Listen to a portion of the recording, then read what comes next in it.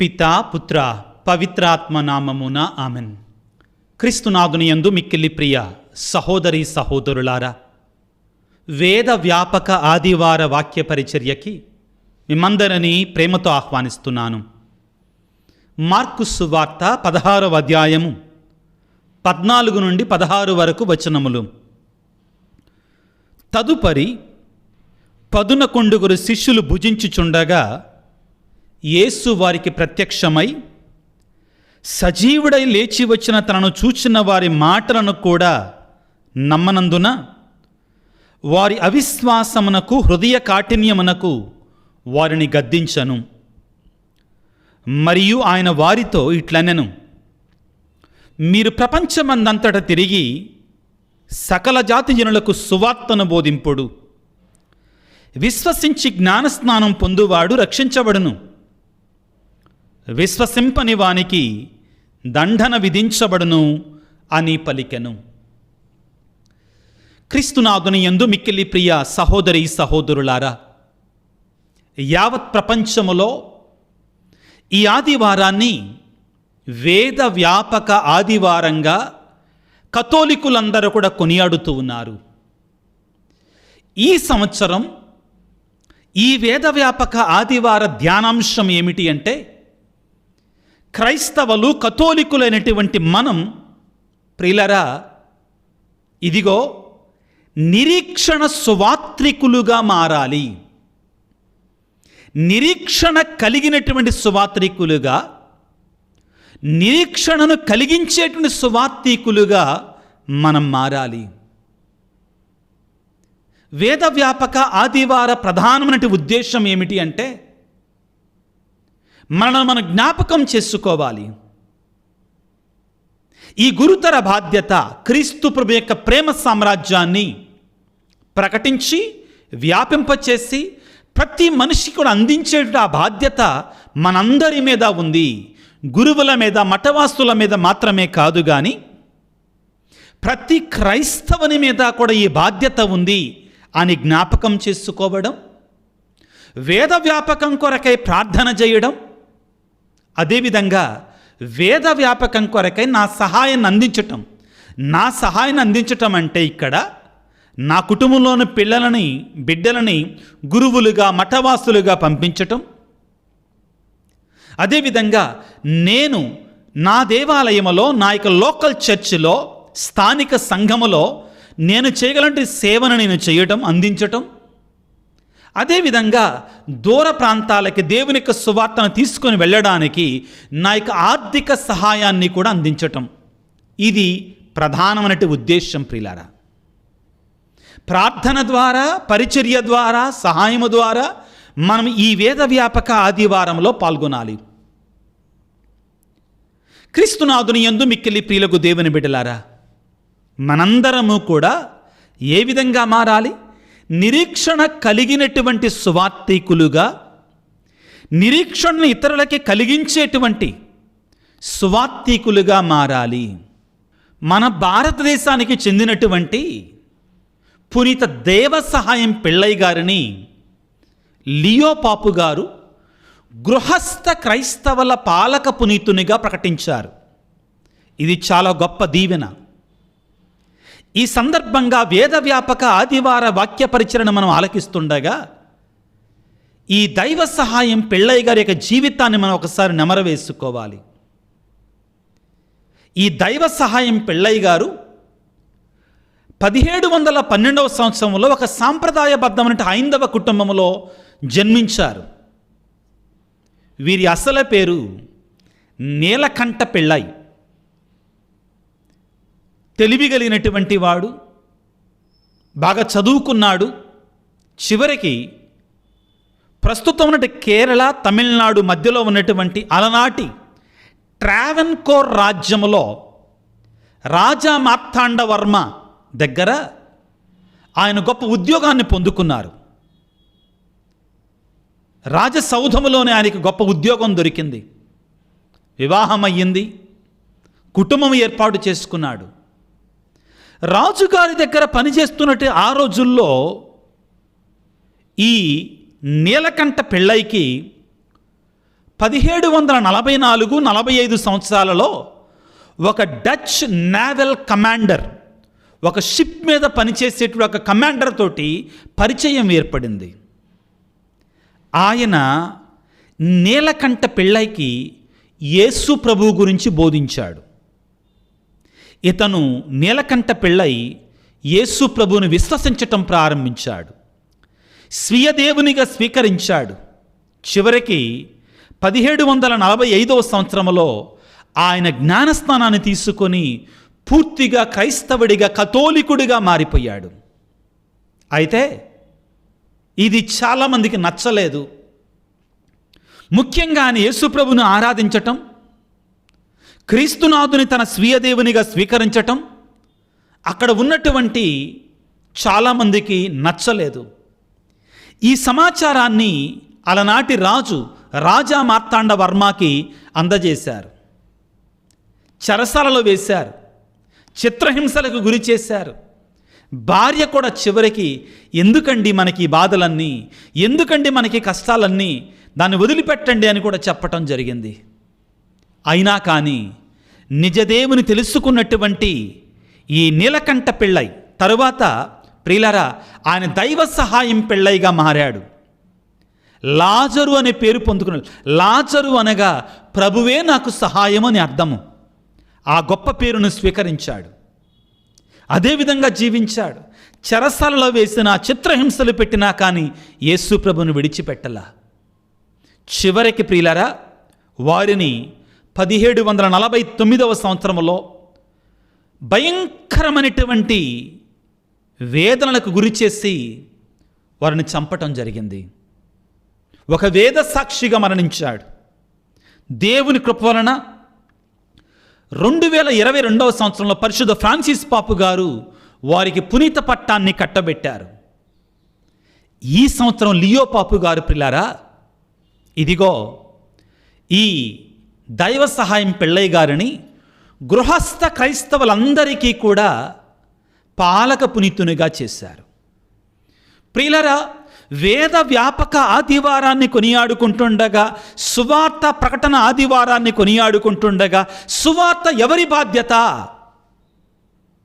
మనందరి బాధ్యత అని గుర్తుపెట్టుకోవాలి. సువార్త ఒకవేళ ఒక గురువుల ద్వారా, మఠవాసుల ద్వారా మాత్రమే ప్రకటించబడాలి అంటే అది సాధ్యపడే విషయం కాదు. కాబట్టే దేవుడిచ్చిన పిలుపు ప్రియులారా, మీరు భూదిగంతముల వరకు వెళ్ళి సత్య సువార్తను ప్రకటించండి అని ప్రభు పలికిన మాటలు మనందరికీ కూడా వర్తిస్తాయి.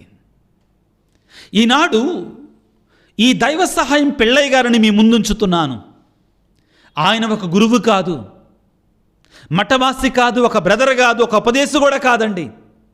అయినా కానీ క్రీస్తు కోసం నిలబడ్డాడు. తన జీవితాన్ని ఒక సువార్త ప్రకటనగా మార్చాడు. తాను జీవించిన జీవిత విధానాన్ని ఆయన క్రీస్తు కొరకే సాక్ష్యంగా మార్చాడు. ఆయన ద్వారా ఇప్పుడు ఎంతోమంది క్రీస్తును తెలుసుకుంటున్నారు. నిజమైన సువార్త ప్రకటన అంటే ప్రియులారా మన జీవిత సాక్ష్యం ద్వారా, మన బ్రతుకు ద్వారా క్రీస్తుని ఇతరులకు అందించగలగాలి. ప్రభునందు ప్రియులారా జ్ఞానస్నానం పొందిన ప్రతి క్రైస్తవుడు కూడా సువార్తికుడే. Every baptized person is a missionary. ఇది మనం గుర్తుంచుకోవాలి. ఇదిగో మత్తయి శుభవార్త 7వ అధ్యాయం 21వ వచనములో యేసు ప్రభు క్రైస్తవులందరికీ కూడా ఒక మాట చెప్తున్నాడు. జ్ఞానస్నానం పొందినంత మాత్రాన సరిపోలేదు, నేను ప్రభువుని నమ్ముతున్నాను అన్నంత మాత్రాన సరిపోలేదు, దాని ప్రకారం జీవించాలి. మత్తయి శుభవార్త 7వ అధ్యాయం 21వ వచనములో ప్రభువా ప్రభువా అని సంబోధించు ప్రతివాడు పరలోక రాజ్యమున ప్రవేశించడు, కానీ పరలోకమందున నా తండ్రి చిత్తానుసారముగా వర్తించువాడే పరలోకములో ప్రవేశిస్తాడు. మన జీవితాన్ని జీవించాలి. ప్రభువా ప్రభు అని పెదవులతో పలికే ప్రార్థన కాదు.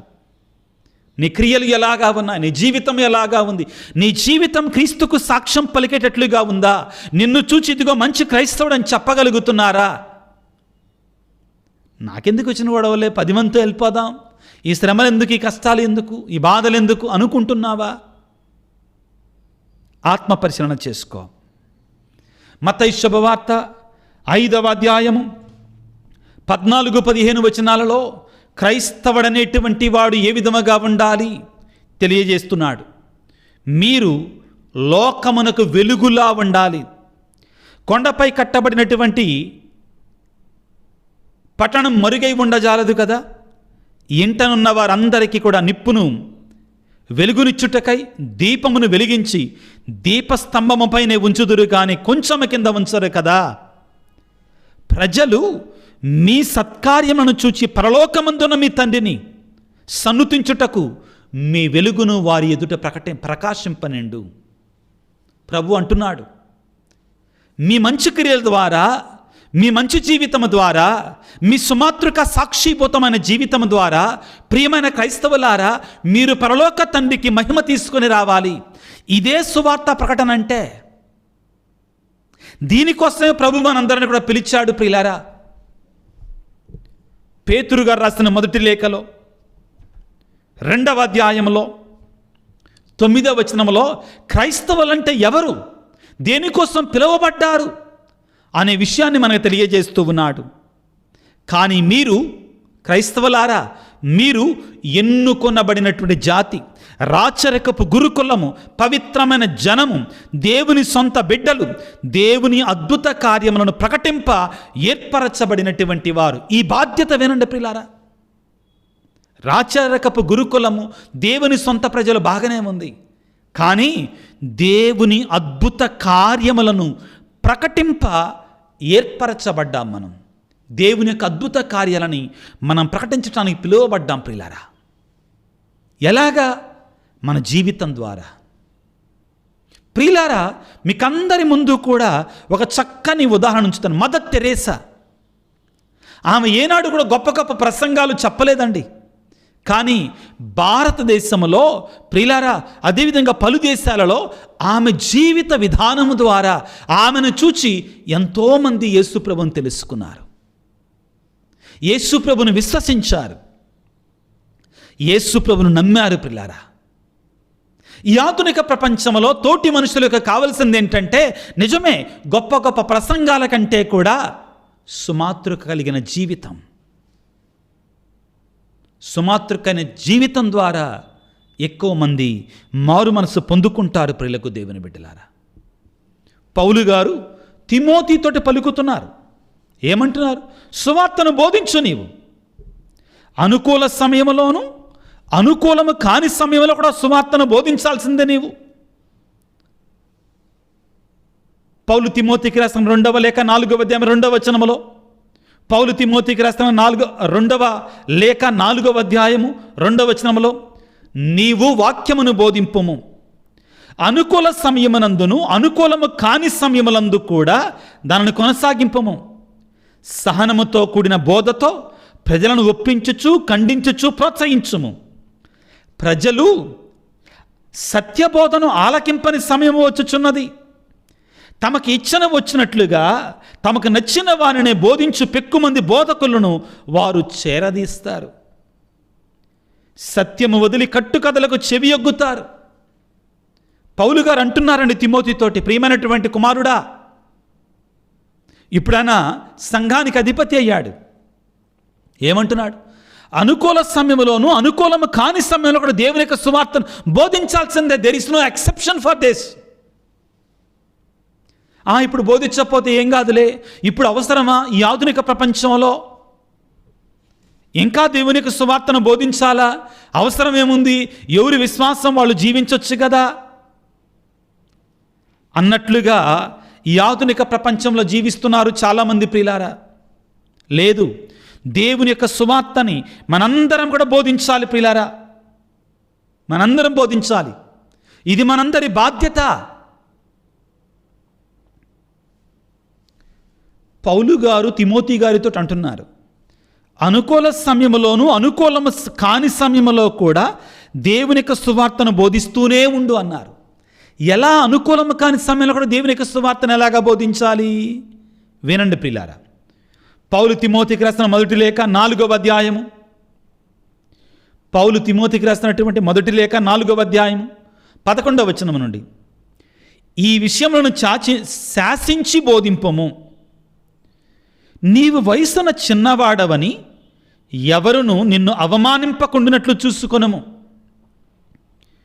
నీ మాటలలోను ప్రవర్తనలోను ప్రేమలోను విశ్వాసములోను పవిత్రతలోను విశ్వాసులకు ఆదర్శముగా ఉండుము.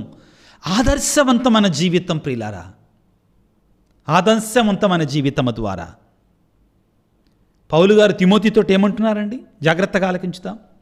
నీ మాటలలోను ప్రవర్తనలోను ప్రేమలోను విశ్వాసములోను పవిత్రతలోను విశ్వాసులకి ఇతరులకి ఆదర్శముగా ఉండాలి.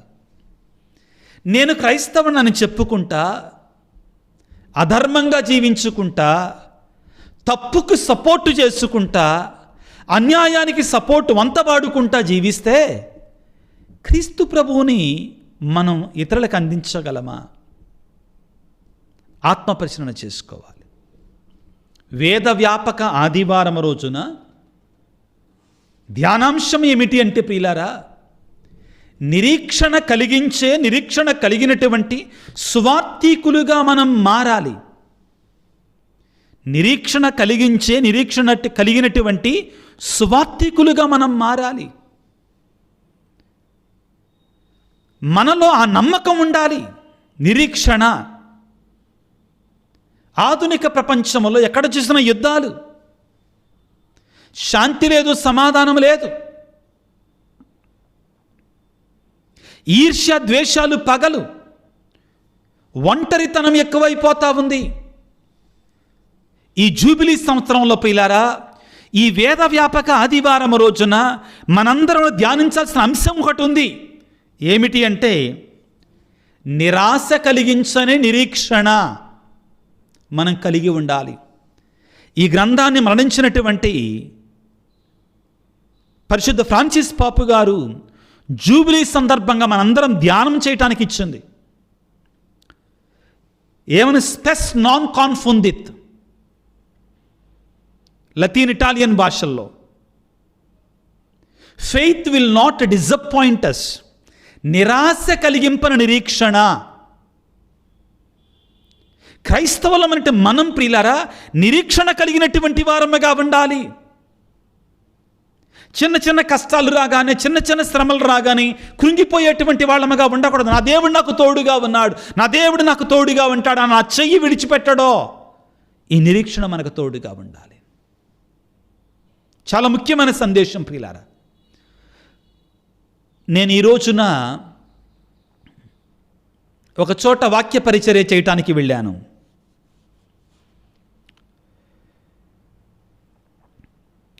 వాక్య పరిచర్య చేసి ఆ ఫాదర్ గారిని కలిసిన తర్వాత అక్కడున్న ఫాదర్ గారు నాకు ఒక బాధాకరమైన సంఘటన తెలియజేశారు. ఫాదర్ గారండి, మా విచారణలో ఒక బాధ కలిగించే సంఘటన జరిగింది అని చెప్పి చాలా బాధతోటి చెప్పారు. ఒక 9వ తరగతి 10వ తరగతి చదువుతున్న కుర్రవాడు, చిన్న కుర్రవాడు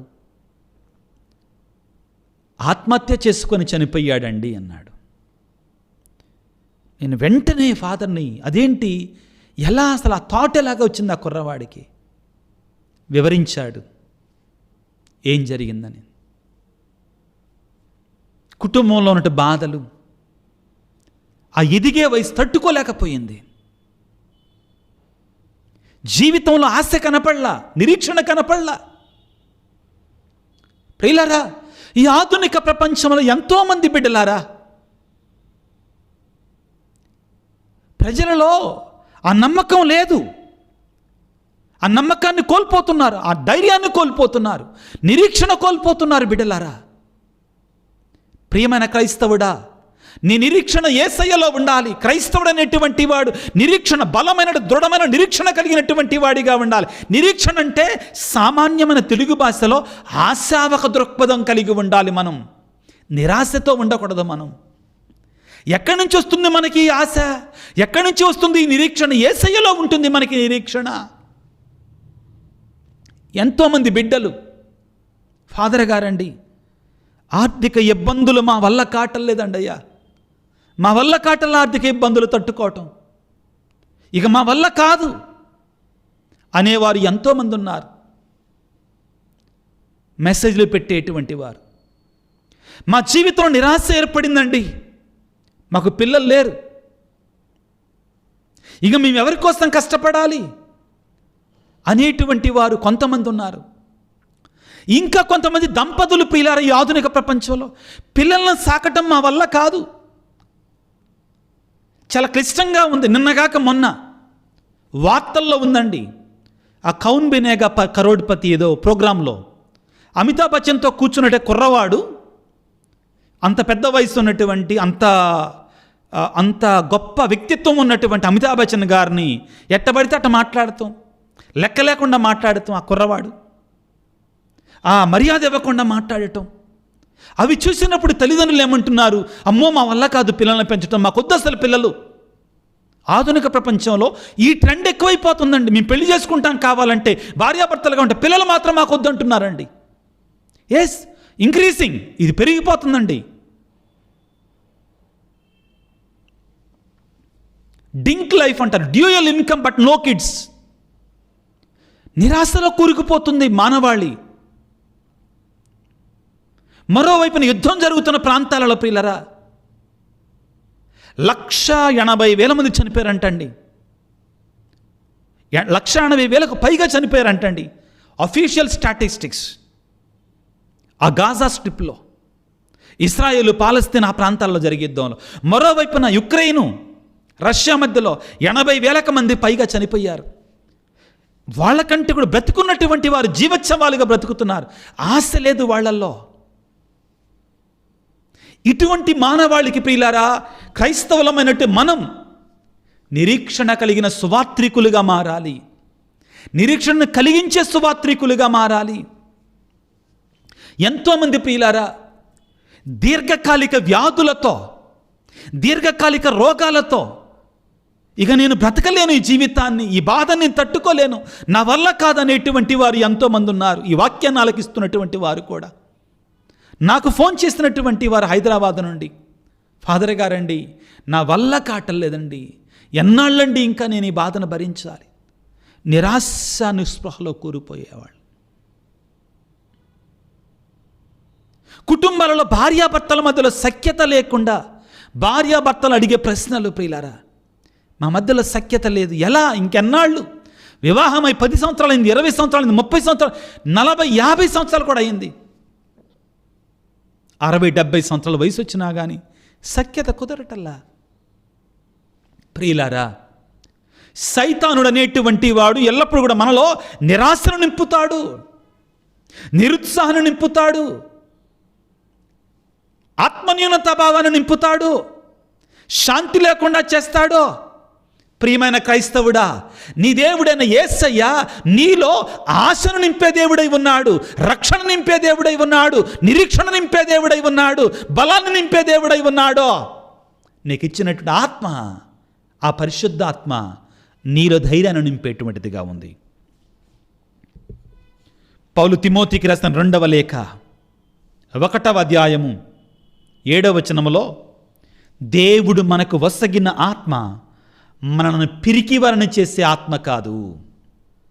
వాక్యం చెప్తుందండి. తిమోతికి రాసిన 2వ లేఖ 1వ అధ్యాయం 7వ వచనము, దేవుడు మనకు వసగిన ఆత్మ మనల్ని పిరికివారిని చేసే ఆత్మ కాదు.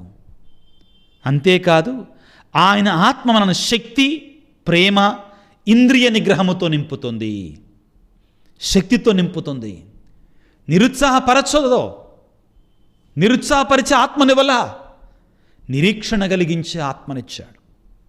యేసయ్య ఉత్థానమైన తర్వాత ఆ యొక్క అపోస్తుల మధ్యలోనికి వచ్చి ఆ మేడపై గదిలో భయముతో ఉన్నటువంటి అపోస్తులతో పలికినటువంటి నిరీక్షణ కలిగించే మాటలు ప్రియులారా, అక్కడి నుంచి మనకు నిరీక్షణ రావాలి, అక్కడి నుంచి మనకు శక్తి రావాలి, అక్కడి నుంచి మనకు ధైర్యం రావాలి. ప్రియ క్రైస్తవుడా, నీవు నీరసంగా ఉండటానికి కలుగజేయబడినటువంటి వాడివి కాదు. నీవు రాచరికపు గురుకులము, దేవుని సొంత ప్రజలు. మీరు దేవుడు నీ పక్షాన ఉన్నటువంటి వాడు. ధైర్యంగా ఉండో, నిరీక్షణ కలిగి ఉండు, నిరాశ కాదు, నిరాశ కలిగింపుల నిరీక్షణ నీలో ఉండాలి. రోమపత్రిక 5వ అధ్యాయం 5వ వచనం ప్రియులారా, నిరీక్షణ మనకు నిరాశను కలిగింపదు. నీలో ఆ నిరీక్షణ ఉండాలి. నువ్వొక నిరీక్షణ సువార్థికుడిగా మారాలి ఇతరులకి. నీ కుటుంబం మధ్యలో, నీ ప్రాంతంలో ఎవరైనా నిరాశలో కూరుకొని పోయి ఉన్నారా, నీవు ప్రోత్సహించగలగాలి. ఉత్థానమైన యేసయ్య శిష్యుల మధ్యలోనికి వచ్చిన పలికి మాటలు, యోహాను సువార్త 20వ అధ్యాయం 19వ వచనము. అది ఆదివారము సాయం సమయం. యూదుల భయమొచ్చే శిష్యులు ఒకచోట తలుపులు మూసుకుని ఉండరి. ఎలా ఉన్నారు శిష్యులు?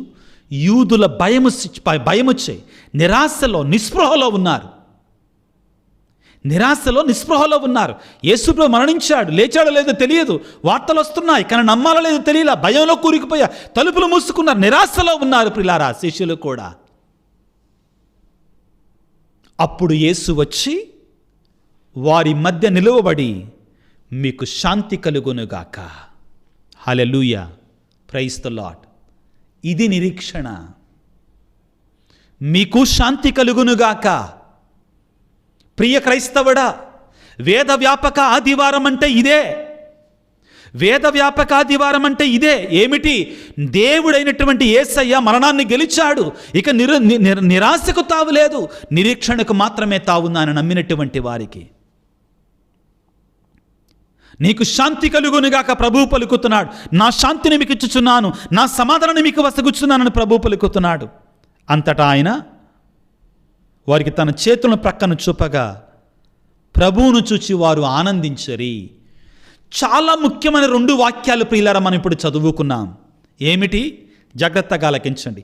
అది ఆదివారము సాయం సమయము. యూదుల భయమొచ్చే శిష్యులు ఒకచోట తలుపులు మూసుకొని ఉండిరి. యేసు వచ్చి వారి మధ్య నిలువబడి, మీకు శాంతి కలుగునుగాక. యూదుల భయము చేత తలుపులు మూసుకొని ఉన్నారు. ఈ 2 మాటలు చూడండి, ధ్యానం చేయండి పిల్లారా. ఒకవైపున భయం, రెండవది మూసుకుపోయి ఉన్నాయి మన హృదయాలు.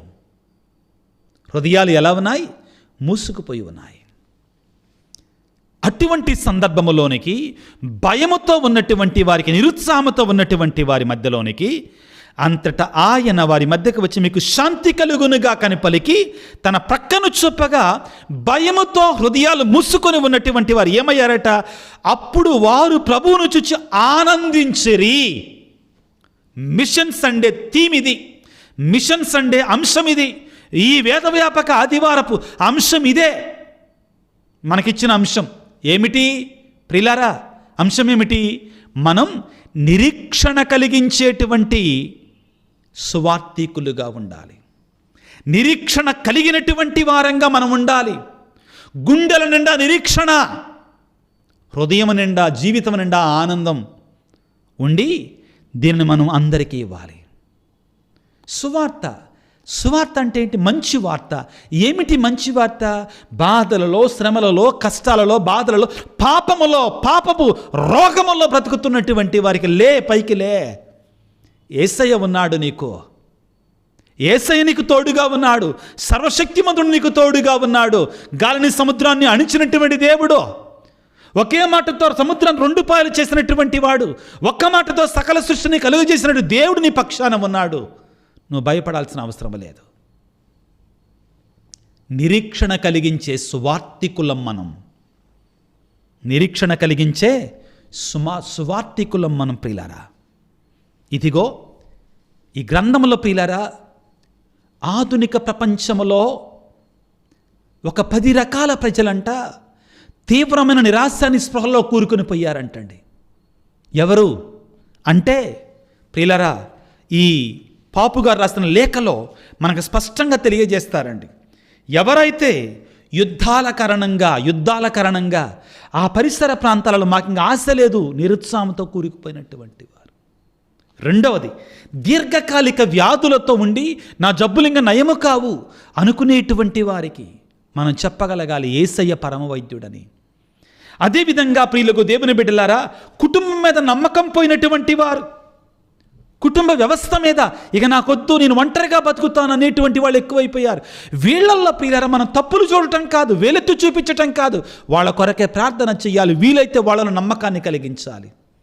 ఇంకా కొంతమంది ప్రియులకు దేవుని బిడ్డలారా, ఎవరైతే పెళ్లి చేసుకుంటాం కానీ పిల్లలు మాకొద్దు, వాళ్ళు ఎక్కువైపోతున్నారు. నిరాశ, నిస్పృహ, నిర్వేదం. ప్రియులకు దేవుని బిడ్డలారా, అటువంటి వారు కొంతమంది ప్రియులారా. మరికొంతమంది దేవుడంటే నమ్మకాన్ని కోల్పోతున్నారు ప్రియులారా, దేవుని మీద నమ్మకాన్ని కోల్పోతున్నారు. అది దేవుని బోధించే వారి తప్పుల వల్ల కూడా, దేవుని అందించాల్సిన రీతిలో అందించకపోవటం వల్ల కూడా మేము కూడా దానికి కారకులం. నేను కూడా దానికి కారకుడు అయ్యానేమో. ఆత్మపరిశీలన చేసుకోవాలి. మన క్రైస్తవుల యొక్క జీవిత విధానం సరిగా లేక, మన కొన్ని సందర్భాలలో, అన్ని సందర్భాలలో కాదు, కొన్ని సందర్భాలలో గురువుల యొక్క, మఠవాసుల యొక్క సాక్షిభూతమైన జీవితం సరిగా లేక దేవుని మీద అపనమ్మకాన్ని కలిగేవారున్నారు. నా మాటలు కాదండి, పాపు గారు రాసినట్టు లేఖ నుండి నేను చెప్తున్నాను పిల్లారా.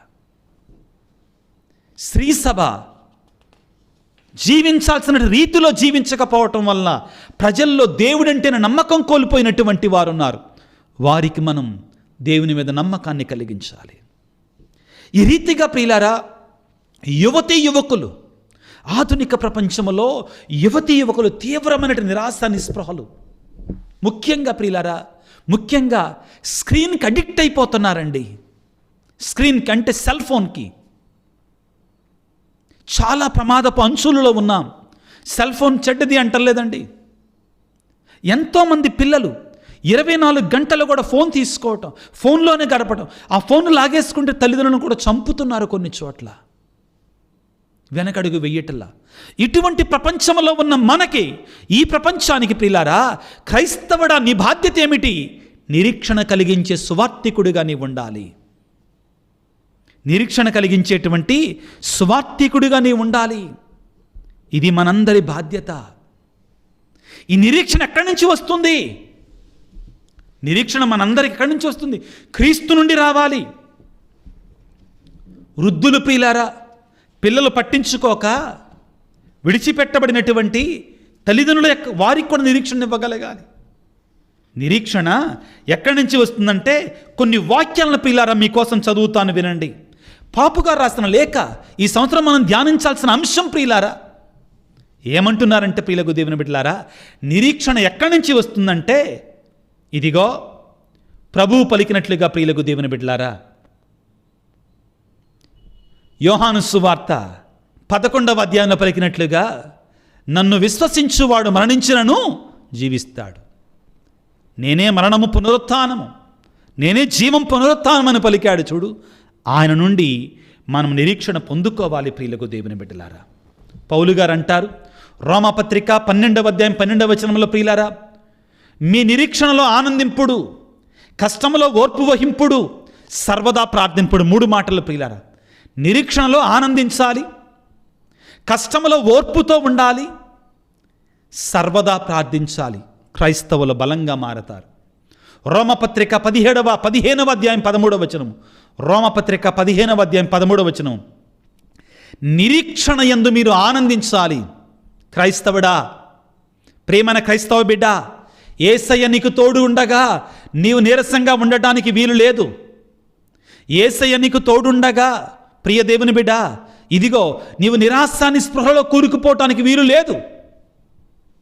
మనకి సువార్త పరమానందం మనకు తోడుగా ఉంది. సువార్త ద్వారా వచ్చే సంతోషం మనకు తోడుగా ఉంది. మనం పలుకుతున్నాంగా ప్రియులారా, విశ్వాస ప్రమాణంలో మనం వేడుకుంటాం కదా. ఏమని వేడుకుంటాం ప్రియులారా? నేను నిత్య జీవమును విశ్వసించుచున్నాను. నేను ఒకవేళ ఈ లోకము తర్వాత నిత్య జీవితం ఉందని విశ్వసించినప్పుడు నేను నిరాశపడటానికి అవకాశం ఏంటి? నా బాధలలో నా దేవుడు నాకు తోడుగా ఉంటారు. పౌలు గారు పలికిన మాటలు ప్రియులారా, నేను జీవిస్తే దేవుడు నాకు తోడుగా ఉంటాడు, నేను మరణిస్తే నేను దేవుడి దగ్గరికి వెళతాను కదా. యేసయ్య మరణాన్ని జయించాడు, మరణపు ముళ్ళును విరిచాడు. కాబట్టి మనం భయపడాల్సినటువంటి అవసరము లేదు ప్రియులకు దేవుని బిడ్డలారా. జాగ్రత్తగా ఉండండి. ఒక వాక్యాన్ని చదువుతాను. ప్రజలకు ఈ పుణ్యగుణపు సహాయం లభించనిచో, వారు నిత్యజీవము కొరకు నిరీక్షణ లోపించినచో, వారి ఆత్మగౌరవము ఘోరముగా బలహీనపడుతుంది. నేను నిత్యజీవమును విశ్వసించుచున్నాను. ఎక్కడి నుంచి రావాలి మన నమ్మకం? ఎక్కడి నుంచి వస్తుంది? నిత్య జీవం విశ్వసిస్తున్నానండి యేసయ్య వాగ్దానం చేసిన మాట నుండి.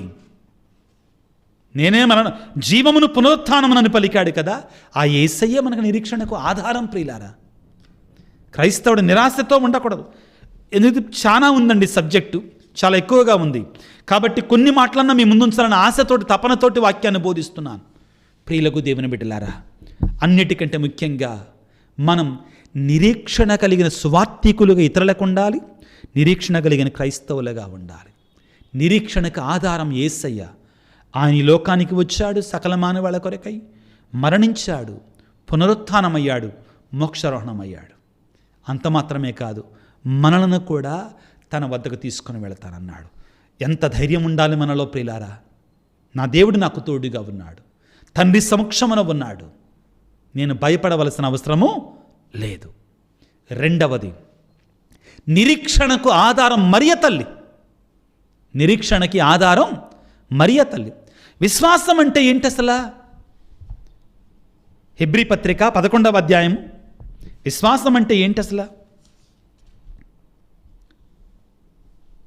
విశ్వసించుట అనగా మనము నిరీక్షించే విషయములందు నిస్సందేహముగా ఉండుట, మనము చూడజాలని విషయములను గురించి నిశ్చయముగా ఉండటం. నిరీక్షణ అంటే ఇది. విశ్వాసం అంటే ఇది. మనం చూడజాలని విషయాల గురించి ధైర్యంగా ఉండడం. నా దేవుడు నాకు తోడుగా ఉన్నాడు. మరియ మాత వివాహం సరిగా కాల, నిశ్చితార్థం జరిగింది, నువ్వు గర్భాన్ని దాల్చుతావన్నాడు. ఇది ఎలానయ్యా అన్నది. దేవుని యొక్క ఆత్మ నీ మీదకి వస్తూ, నేను ప్రభువు దాస్తురాలను, నీ మాట చొప్పున నాకు జరుగునుగాక అని పలికి ఎలిజబెత్తమ్మ దగ్గరికి వెళ్ళి, నా ఆత్మ నా దేవుడైన ప్రభువునందు ఆనందించుచున్నది. నిరీక్షణ పరమానందం ఇది. నా దేవుడు నాకు తోడుగా ఉన్నాడు. ఆయన తన దాస్తురాలి దీనావస్థను కటాక్షించి పైకి లేపాడు. తరతరముల వారికి నన్ను ధన్యురాలను పిలుతురుగాక. ప్రియ దేవుని బిడ్డలారా, మరియ మాత నిరీక్షణకి ఆధారం మనందరికీ. ఈ వేద వ్యాపక ఆదివారం రోజున ప్రియ సహోదరి సహోదరులారా, మనందరి బాధ్యతను మనం జ్ఞాపకం చేసుకోవాలి. అన్నిటికంటే ముఖ్యంగా గురువులు మఠవాసుల కొరకై ప్రార్థన చేయాలి. వారు ఈ ఆధునిక జీవిత ఒరవడిలో పడకుండా, ఈ ఆధునిక జీవితపు వస్తు వ్యామోహములో పడకుండా, లౌకిక వాదములో పడకుండా, అదేవిధంగా ఈ క్యాపిటలిజం దీనిలో పడిపోకుండా ప్రియులారా, వారిని దేవుడు కాపాడాలని, భద్రపరచుకోవాలని, వారి యొక్క జీవితాలు సాక్షిభూతముగా ఉండాలని ప్రార్థన చేయాలి. సువార్త వేద ప్రచారము కొరకు ఎక్కడెక్కడైతే దేవుని యొక్క సువార్తను బోధిస్తున్నారు, బిడ్డలారా నా కోసం కూడా ప్రార్థన చేయండి. మీ ప్రార్థన నాకు అవసరం. మీ బలమైన ప్రార్థన నాకు అవసరం. మీ కుటుంబ ప్రార్థన నాకు అవసరం. మీరు ఎంతగా ప్రార్థన చేస్తే అంతగా సువార్తను బోధించగలుగుతాను. గురువులు అచ్చేట్లా ఇచ్చేట్లా అంటాం వేరండి. ప్రార్థన చేయండి వారి కొరకై, ప్రార్థన చేయండి వారి కొరకై. రెండవది, గురువులుగా మఠవాసులుగా ఉండటం కొరకై మీ బిడ్డలను త్యాగం చేయండి. ఈ ఆధునిక ప్రపంచంలో ఇళ్లల్లో ఒక్కళ్ళు లేకపోతే పిల్లలు, నేను అరగోడు అంటాను కొన్నిసార్లు, కాటి పంపించట్లా. దేవుని కొరకై పిల్లలను కనండి. దేవుని కొరకై ఒక ఇద్దరు పిల్లలను ఎక్స్ట్రా కనండి. మీలో కొంతమంది నా యొక్క బోధ నుండి విభేదించవచ్చు, కానీ నేను దేవుని పక్షాన మాట్లాడుతున్నా. దేవుని బిడ్డలను స్వీకరించండి, దేవుని సేవకై పంపించండి. గురువుల కొరకే ప్రార్థన చేయండి, సువార్తికుల కొరకే ప్రార్థన చేయండి. మీ కుటుంబం నుంచి బిడ్డలని సువార్త కొరకే పంపించండి. మూడవది ప్రియులారా, అన్నిటికంటే ముఖ్యమైనది, మీరు మీ స్థానిక సంఘాలలో మీరు చేయగలిగిన సేవను చేయండి. మీరు అందించాల్సిన సహకారాన్ని అందించవలసిన సమయంలో ఈ సువార్త ప్రచారము కొరకే మంచిది అన్నప్పుడు ప్రియులారా, మీరు మీ ఆర్థిక సహాయాన్ని అందించండి. దయచేసి అది వృధాగా పోదు. మంచికి చెయ్యండి, ఉదారంగా ఉండండి. సువార్త ప్రచారము కొరకై, వేద ప్రచారము కొరకై పాపు గారు కవర్లు ఇస్తారు కదా, ఇవ్వగలిగినప్పుడు ఉదారంగా ఇవ్వండి ప్రియులారా. మంచి కార్యము కొరకై ఇవ్వండి. ఎవరైతే సువార్తను బోధిస్తున్నారో వారికి మీరు చేయూతగా ఉండండి, బలాన్ని ఇవ్వండి. మీరు ఇది అవసరం ప్రియులకు దేవుని బిడ్డలారా, చాలా అవసరం. అదేవిధంగా అన్నిటికంటే ముఖ్యమైనటువంటిది మీ జీవితమే ఒక సువార్తగా మారాలి. నిరీక్షణ కలిగిన సువార్తికులం మనం. నిరీక్షణ కలిగించే సువార్తికులంగా మనం మారాలి. అటువంటి శక్తిని, అటువంటి బలాన్ని మనందరికీ దయచేయమని ఈ వేద వ్యాపక ఆదివారమున తల్ల వంచి ప్రార్థన చేసుకుందాం. సర్వశక్తిమంతుడా, సర్వోన్నతుడా, ప్రేమమయుడా, మేమందరము కూడా నిరీక్షణ కలిగించే సువార్తికులముగా మారాలి అని మమ్మల్ని హెచ్చరించినందుకు మీకు స్తోత్రాలు తండ్రి.